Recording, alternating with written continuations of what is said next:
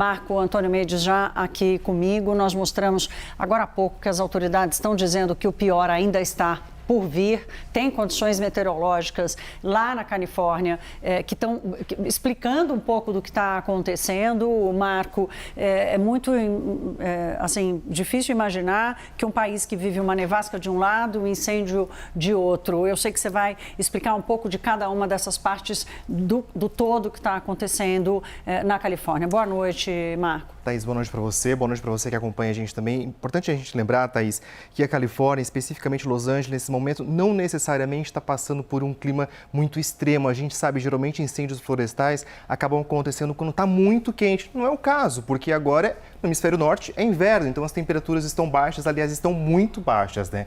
O que tem deixado esses incêndios, assim, fora de controle, na verdade, é a consequência ali de uma série de fatores. Em primeiro lugar, Los Angeles é naturalmente uma cidade um pouco mais seca mesmo, só que nesse momento ela está ainda mais seca. E para a gente ter uma ideia, então, vamos dar uma olhada aqui nesse telão aqui que a gente preparou. Para a gente ter uma ideia, então, não cai assim uma chuva volumosa nessa região desde o primeiro semestre de 2024. Ano passado, inclusive, Thaís, o que a gente viu foram assim, chuvas muito pontuais, cerca de 2 milímetros em algum momento do dia. Quase, né? Praticamente isso, não tem chovido. Outra questão também que a gente tem visto é a questão da umidade relativa do ar, que está muito baixa também, ficando ali na casa dos 10, 20%. Isso, então, é um ambiente muito ruim.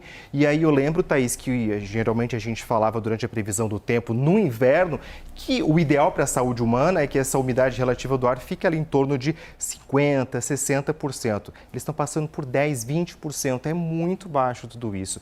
E então, como consequência dessa condição climática fora do normal, o que aconteceu é que a vegetação ficou muito seca. Então, qualquer faísca, qualquer fogo, isso aí acaba sendo um combustível para todos esses incêndios florestais que a gente tem visto.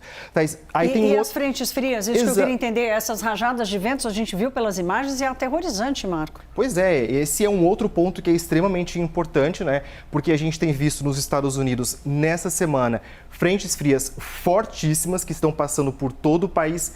Como consequência, a gente tem visto aquelas nevascas históricas em alguns estados.